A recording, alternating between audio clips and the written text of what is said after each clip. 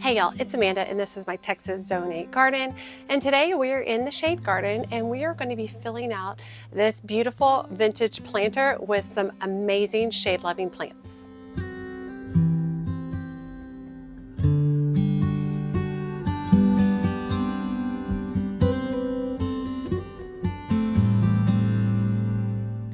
Okay, so I picked up this planter maybe early fall last year. I got it on Facebook Marketplace. I don't recall the price. I'll see if I can look it up and put it down, list it. It was less than $100. And it's rusty, it's old, and I love it. I think it's great. And this is an area where I wanted to bring some height into the shade garden space. And so this really gave that opportunity to do that. It also creates like a layered feel in the shade garden. I think it's very easy to just fall in line with having everything, like just one level of everything on the outside rim of a garden. This will allow me to have something beautiful, low and full right here, and then have plants in front of it as well, which I think will just be really, really fun. So obviously, when you're looking at this, there's holes everywhere. So I'm going to show you what I'm going to do to dress this up, make it absolutely beautiful. I'm going to do it on the cheap. So I'm going to be using products that I already have to use in the space. So I'm kind of excited to get that started. We're also going to hook up drip line to it, and then we're going to be planting it with some amazing begonias and Swedish ivy. Okay, so my microphone got flipped towards my neck and you can't really hear me talking, so I'm doing a voiceover. But these are the containers that I got from that warehouse sale, and they are filled with this moss in there. Now, I'm not keeping the moss for my final product because it's all going to just turn brown, and I think it's going to deteriorate really quickly with where I'm going to be placing the urns in my backyard. So I'm going to go ahead and strip the moss out of all these containers to utilize in the shade garden tiered planter.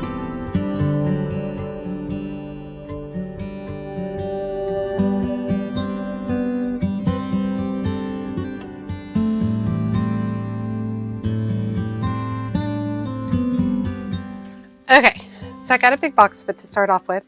So basically what I'm going to start doing is I'm just going to start laying it all in the bottom of each section. I'm not looking for perfection on this. A lot of this is going to fall through. I mean, I'm really going to have to put a nice thick layer on here. This is not going to be the only barrier for to keep the soil in. I'm also going to overlay some recycled towels, like bath towels, which I think will work really, really good. So I'm just going to start by putting a nice thick layer in here.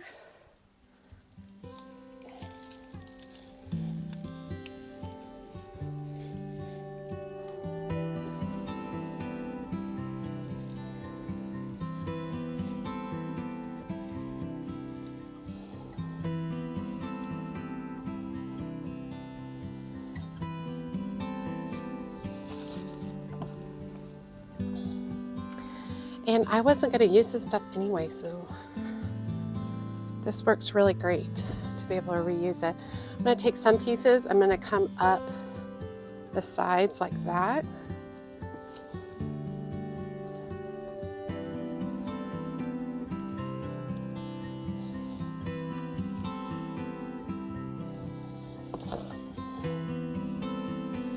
And I would love for these planters to be perfectly imperfect. Be really nice.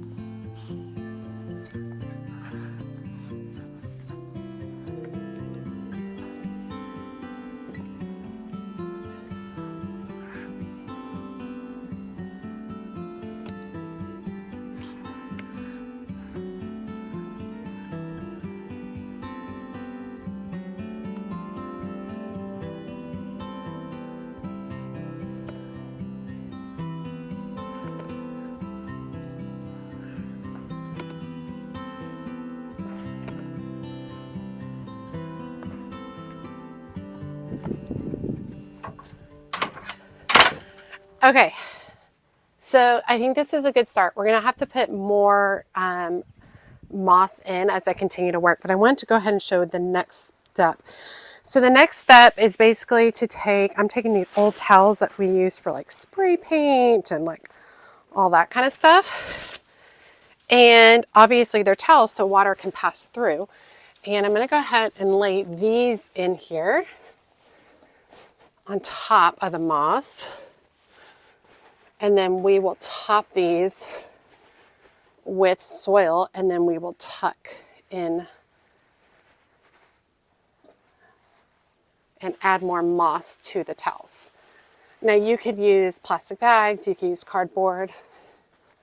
I just have a whole bunch of these towels because I have a million children and super helpful. So I'm just going to come across the back with the towel and spread it out. And this will do a really good job holding the soil in. Just kind of where we're at this point. The moss isn't enough to hold all the soil in.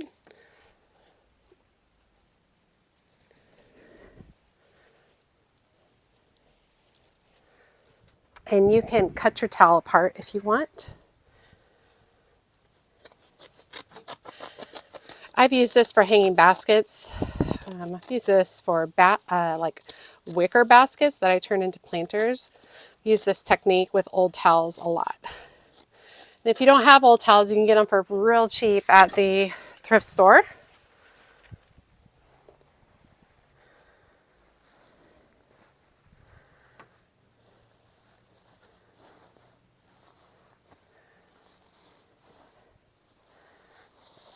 Okay, so now I'm going to start backfilling with the BM7, my Burger BM7, my favorite potting soil.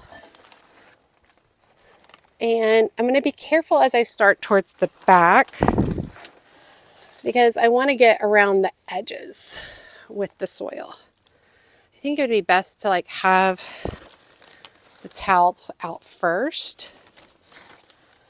And as I'm adding this soil, I am going to be pushing down because it's going to push the moss into place as well.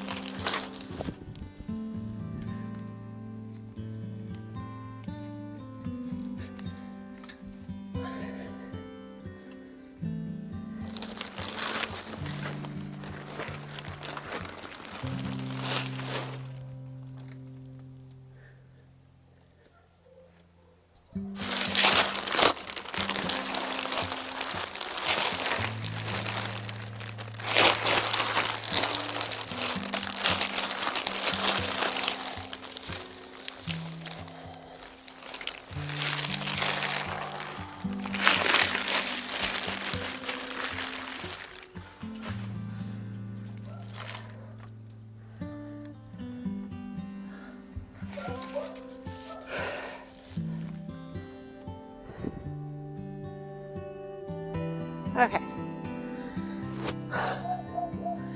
The soil is wet, so it's really heavy. Okay, so here's what we're going to do. Before we get the plants in, I want to go ahead and put in some drip lines. And if you're unfamiliar with my shade garden, I have closed 1-inch drip lines all the way around the perimeter of my shade garden, and then I hook in down low and then I run drip up to wherever I want within the shade garden. And so we're going to go ahead and run emitters to each of these levels, these tiers. Now, don't stress about all of the towels showing, because at the end I'll go back and I'll trim all the towel out so you won't see any of the towel. And it'll just be an illusion, which will be super cool.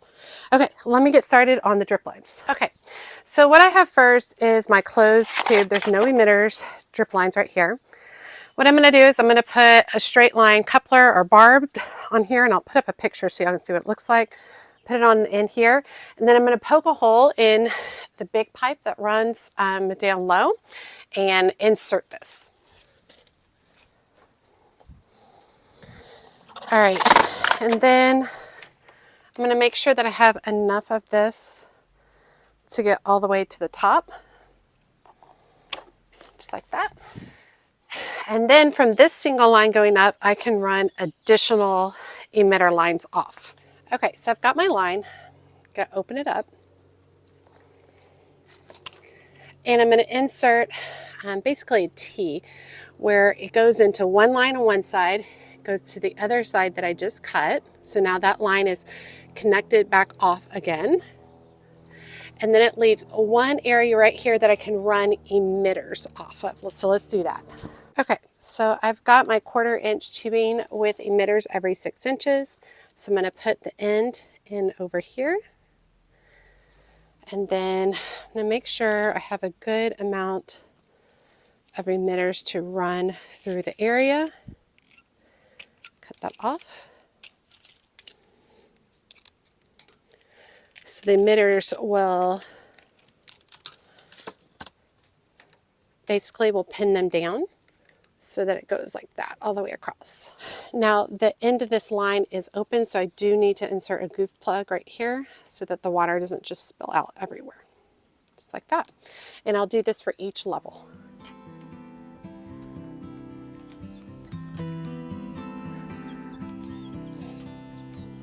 Okay, there we go. So I have separate lines running the top, middle, and side.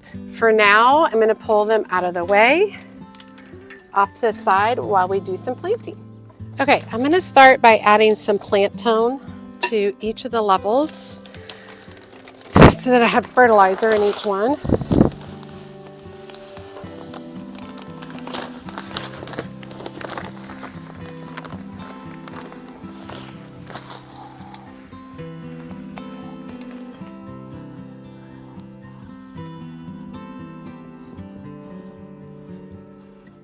All right, the first plant we're going to be working with is the Swedish ivy, and I am pretty sure it is an annual in my area. I do not expect this to be coming back each year. It is sun to part shade. Height is about 10 to 24 inches, spacing about 18 to 30 inches. Upright trailing stems of shiny round leaves, occasionally complemented by dainty flowers. Wonderful companion plant for containers, hanging baskets, and window boxes. And it's only hardy in zones 11 and 12. So this will die off, but I could not resist this, y'all. So this isn't a hanging basket. So I do this a lot. I buy hanging baskets and then I divide them up. And it works really, really good for saving a little bit of money. Let me see how much this basket was. I think it was $19.99.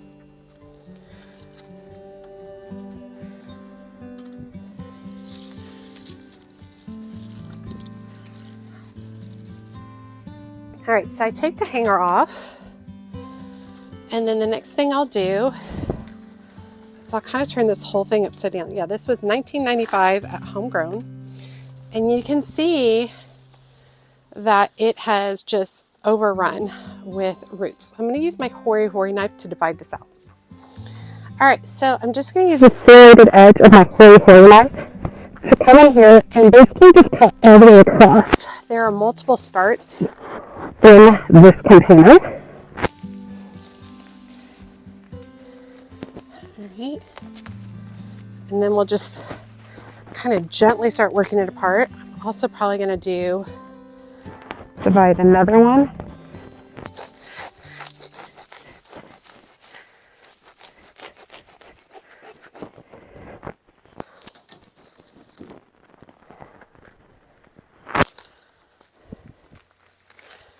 And, oh no, well that sucked. I shouldn't have let that fall.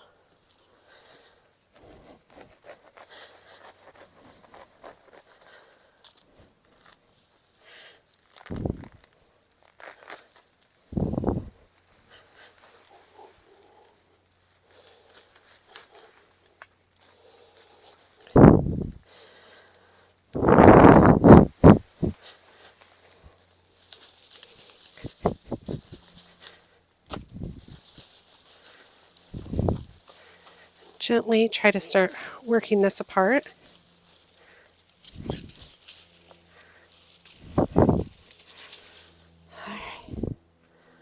Just like that. And this stuff propagates really easy. So what I'm going to start by doing is I'm really wanting it to drape down the front. So I'm going to go ahead and start by putting a big piece down in here, just like that, with it coming off the front edge. I think I need to flip that upside down the other way. There we go.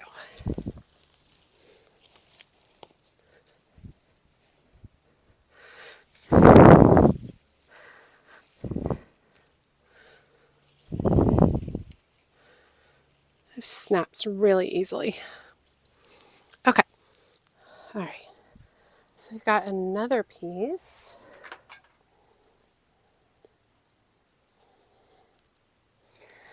Let's put it over here. That's spilling out. I'm going to put it a little bit further back.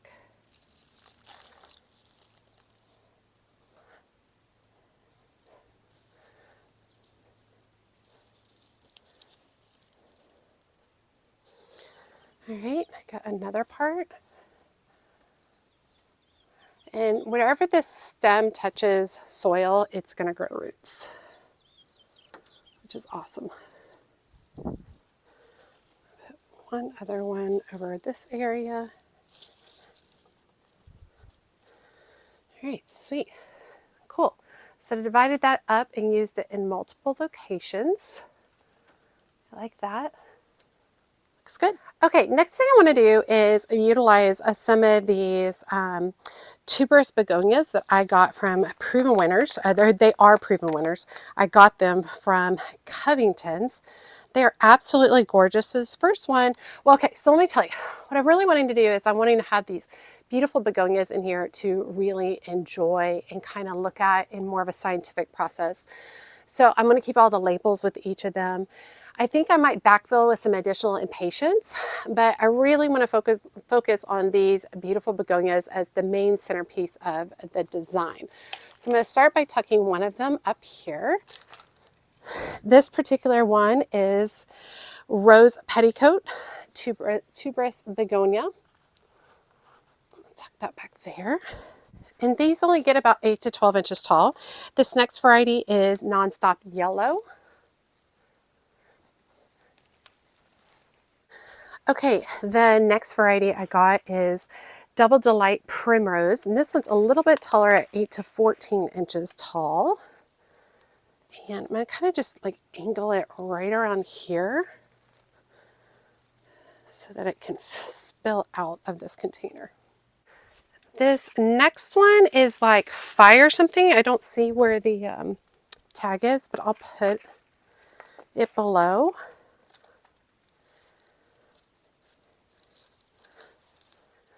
And then this last one is my favorite. It is Double Delight Apple Blossom, and its blooms are just stupid gorgeous. And put it right up here. It's the centerpiece for this front portion. Now, in addition, I've got some tuberous begonias that I started from seed myself from the Illumination Mix series. I'm going to go ahead and put 4 on the bottom here. And I have no idea what these colors will be because it was a mix, but it'll be fun.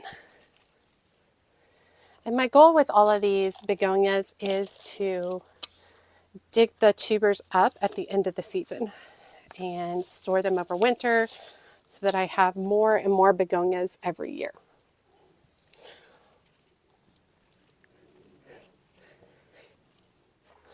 Okay, and I have 3 additional begonias that I grew from seed. This one is a Begonia Picotee, pink and white. This additional one is a Begonia Picotee, pink and white. And this last one does not have a name. So we'll just get it tucked in. Okay, and what I'm going to do now is I'm really just going to start tucking in my towels. Okay, got some additional moss that apparently I just dropped on the floor.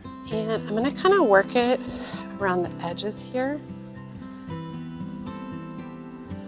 And I think this will help stem the flow of soil over time, but also is going to act as a mulch, living mulch.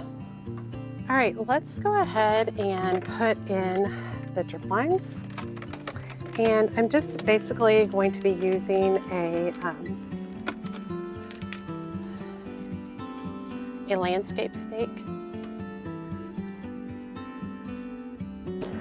to hold them in place.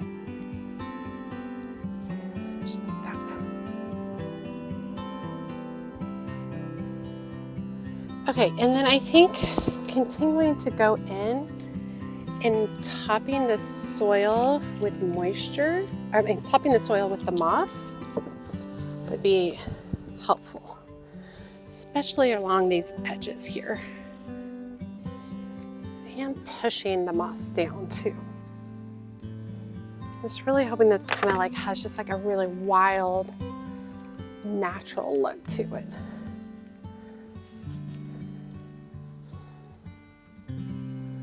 And I definitely think the topmost here that's going to be exposed to a little bit of sun does need moss to cover its soil back here in order for the soil to stay moist on the top level. I also think it might be smart to come in here with a few landscape staples to cover some of these portions, or to pin down some of the moss. Okay, and then finally I'm going to come through with some landscape staples in some different areas just to pin down some of the moss a little bit. And pretty sure that some of this moss is going to get blown off over time. This looks very secret garden. Love it. Okay. Finally, I'm going to come through and dust off some of these leaves. And then let's water this in, because that's what's going to come through, and it's all over my leopard plant. That's what's going to come through and compact everything some.